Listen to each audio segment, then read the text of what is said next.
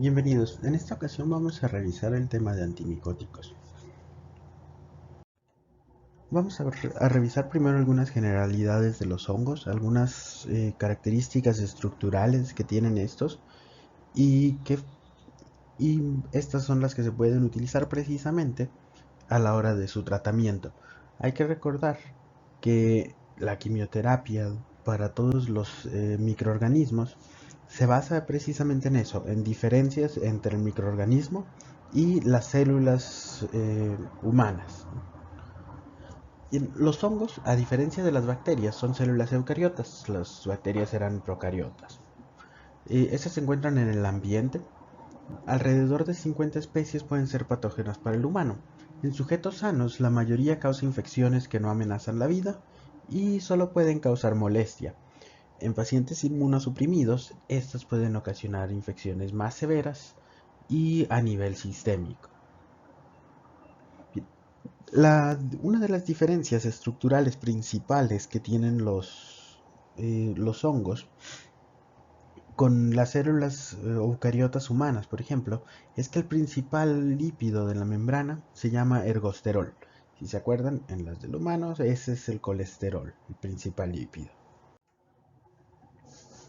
Se denominan micosis las enfermedades causadas por hongos. Hay cuatro grupos morfológicos que contienen hongos de importancia clínica, es decir, los que pueden ocasionar enfermedades en el humano. Las levaduras, por ejemplo, Cryptococcus neoformans, los levaduriformes como Candida albicans, hongos filamentosos como Aspergillus fumigatus y hongos dimórficos como Histoplasma capsulatum. Estos hongos dimórficos son los que pueden cambiar de forma. En esta diapositiva podemos observar las dos diferentes morfologías de los hongos. Tenemos de este lado las levaduras, son estas como bolitas. Tenemos de este otro lado las hifas. Estas son, por ejemplo, las que ocasionan el moho en la comida. Si pudieran tomar un poco de ese moho y observarlo en un microscopio, eso es lo que verían, cadenas de hongos. Cada una de estas ramificaciones es una célula que está siendo unida a otras, ¿no? Estas son las hifas.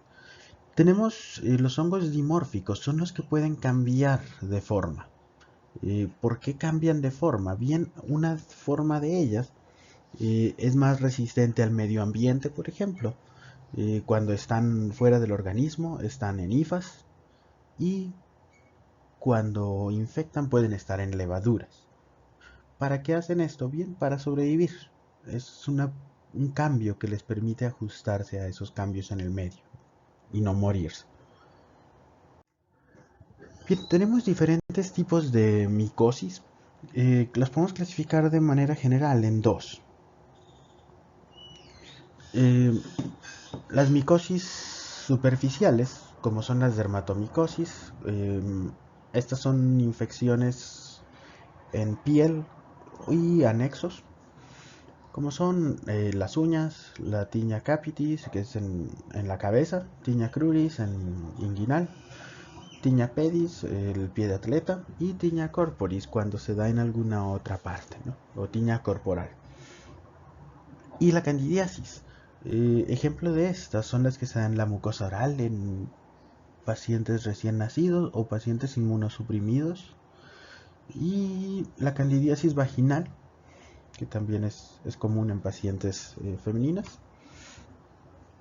Y puede ocasionar infecciones en piel en algunos casos, cuando esta no está íntegra completamente.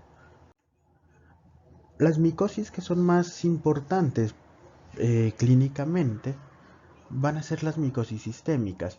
¿Estas qué característica tienen? Bien, estas infectan superficies o infectan órganos interiores. Aquí no hay, no está hablando de piel o mucosas, ¿no? En este caso pueden afectar pulmones, por ejemplo, riñones, tracto digestivo, entre otras. Tenemos dos tipos aquí, las primarias, que son las que hacen una infección inicial, Por ejemplo, la coccidioidomicosis pulmonar, la blastomicosis, paracoccidioidomicosis pulmonar o histoplasmosis pulmonar. Una vez que esta infección primaria se sale de control, puede llegar a infectar otros sitios. Y bien, dentro de las micosis sistémicas secundarias tenemos la candidiasis sistémica, que normalmente no es lo que pasa, ¿no? No, no se infecta primero tracto digestivo, por ejemplo, antes de infectar la piel. Necesitamos una infección previa. Meningitis, endocarditis criptocócica, aspergilosis pulmonar o las mucormicosis rinocerebral. Bien, los fármacos antimicóticos que vamos a ver en esta clase, hay que considerar ciertas cosas. El fármaco de elección para tratar una micosis debe ser elegido en base a la micosis que se trate, así como su localización. Ya habíamos hablado de esto un poco cuando vimos formas farmacéuticas y les ponía el mismo ejemplo de el paciente con una infección micótica, por ejemplo, en pies. Bien, la pregunta que yo les hacía en esa clase era qué utilizarían para tratar esa micosis. Bien, ¿darían un tratamiento tomado o lo darían tópico? Bien, esas son las características. Si solo está la infección en piel, en un solo lugar del cuerpo, lo mejor es administrarlo vía tópica, ya que si el paciente tiene infección en pies, tiene otra tiña en la cabeza también y tiña inguinal, o tiene en varios sitios en la superficie corporal, lo ideal sería tal vez ya utilizar este, un tratamiento por vía sistémica, ¿no? Por ejemplo, vía oral. O de plano, si el tratamiento o la infección está en pulmones, por ejemplo, ahí ya no tenemos la opción mucho de administrarla por vía tópica, ¿no?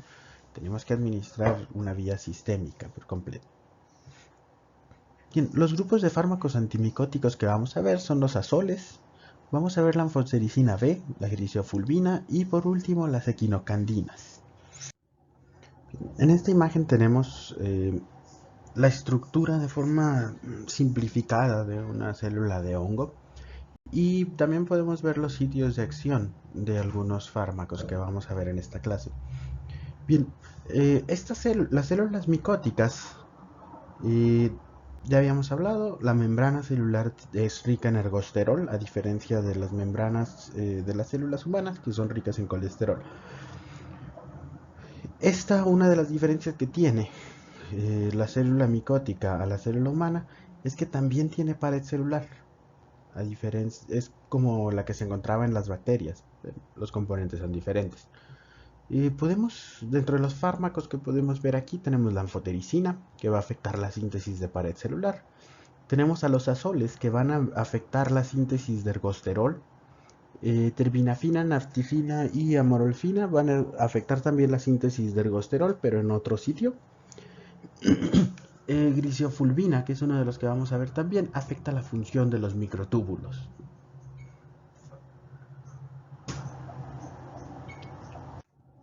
Bien, pasando al primer grupo de fármacos, los azoles. Estos son antimicóticos sintéticos.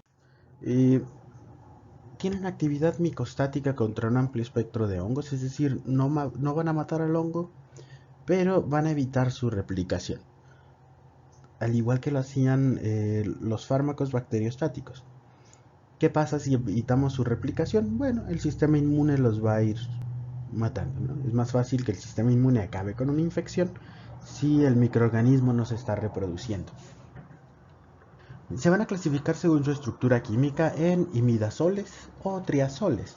Dentro de los imidazoles tenemos aclotrimazol, miconazol, ketoconazol, econazol, fenticonazol, tioconazol y sulconazol. Y dentro de los triazoles tenemos a itraconazol, fluconazol y boriconazol. Los azoles inhiben una enzima llamada lanocina 14-alfa-desmetilasa. Esta es una enzima de citocromo P450. Esta se encarga de la conversión del anosterol en ergosterol.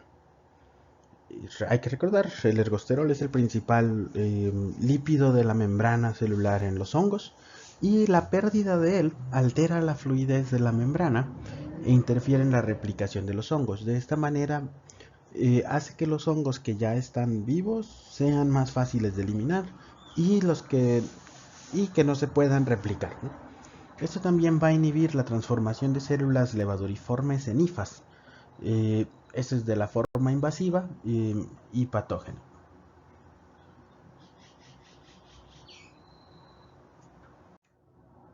Bien, ketoconazol fue el primer azol que se pudo administrar por vía oral para micosis sistémicas.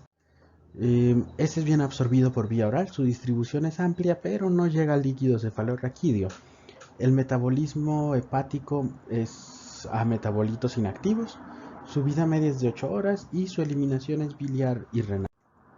Sus efectos adversos es hepatotoxicidad, que es infrecuente pero es grave. Causa molestias gastrointestinales, ocasiona inhibición de esteroides suprarrenales también y testosterona. Esto va a ser importante ya que va a ocasionar efectos adversos como ginecomastia. Y tiene interacciones farmacológicas con múltiples fármacos que se metabolizan por citocromo P450.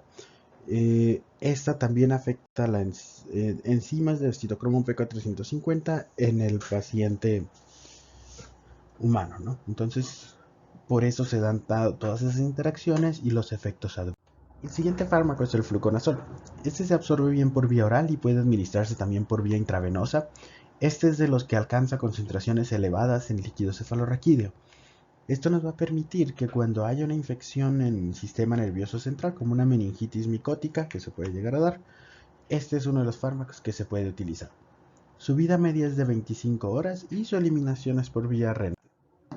Sus efectos adversos es náuseas, cefalea, dolor abdominal, hepatitis que es infrecuente y no produce inhibición de metabolismo hepático de otros fármacos ni de síntesis de esteroides, aunque sigue teniendo algunos efectos adversos de hepatitis. El siguiente fármaco es el clotrimazol. Vamos a hablar un poco de él solamente. Este tiene la importancia de que solo se administra por vía tópica. Y al igual que tioconazol, leconazol y sulconazol, por esta vía lo que van a hacer es actuar interfiriendo en el transporte de aminoácidos al interior del hongo. ¿Qué importancia tiene la vía tópica en estos fármacos? Bueno, ya veíamos las micosis superficiales. Hay algunas infecciones por hongos que no afectan otros tejidos y no se requiere exponer al paciente a los efectos adversos de la administración sistémica que veíamos hace rato. El siguiente, el siguiente fármaco no es un azol, ya estamos cambiando de tema, es la anfotericina. También es llamada anfotericina B y esta es una mezcla de sustancias antifúngicas. Estos son naturales, se obtienen de unos hongos, Streptomyces, especies de Streptomyces. Este es un antibiótico macrólido también y su lugar de acción son las membranas celulares de los hongos. En esta membrana lo que van a hacer es interferir en la permeabilidad y transporte y van a crear poros en la membrana. Esto va a ocasionar alteraciones en el equilibrio iónico y esto sí va a ocasionar una muerte del hongo. Es altamente afín por el ergosterol y no tanto por el colesterol. A esto se debe su relativa especificidad.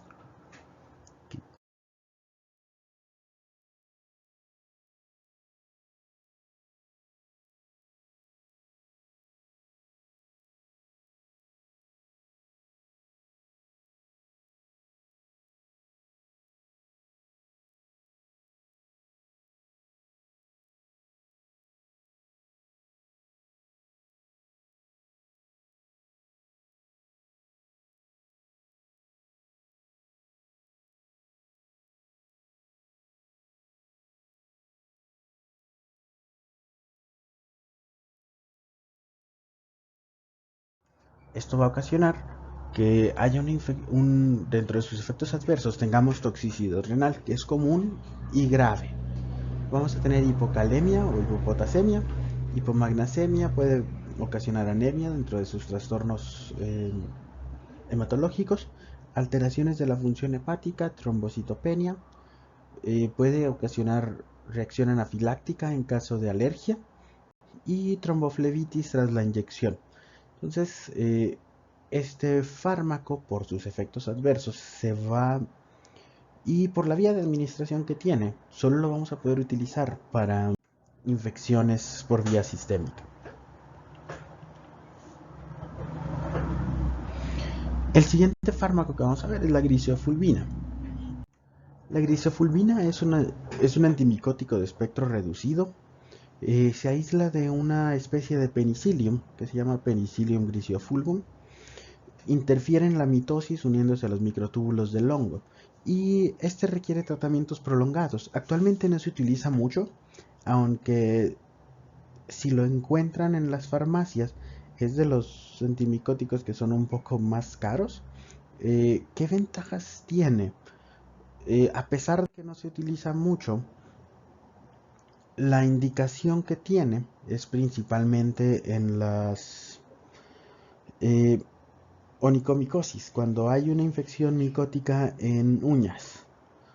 Este es el que se presenta, o la forma de presentación en la que se vende es como en laca, como en una pintura de uñas. Precisamente es para lo único que sirve, ¿no? No lo pueden utilizar para ninguna otra cosa. Bien, sus efectos adversos da molestias gastrointestinales, cefalea, fotosensibilidad y alergia. Obviamente estos en general no se van a presentar por la vía de administración que se utiliza, ¿no? Las equinocandinas. En este caso, las equinocandinas inhiben la síntesis de 1,3-betaglucano. Es un polímero de glucosa necesario para mantener la estructura de la pared celular del hongo. Al no existir, la pared celular se vuelve frágil y las células pueden sufrir lisis, es decir, se pueden romper. Ejemplos de ello son caspofungina y anidalofungina. La caspofungina es útil en tratamiento de candidiasis y otros hongos invasivos resistentes a anfotericina. Sus efectos adversos son náuseas, vómitos, diarrea y exantema cutáneo. Y bien, eso es todo por esta clase. Voy a dejar un documento en Drive para que puedan poner las dudas que tengan sobre esta clase, o ya saben, pueden mandármelas por WhatsApp.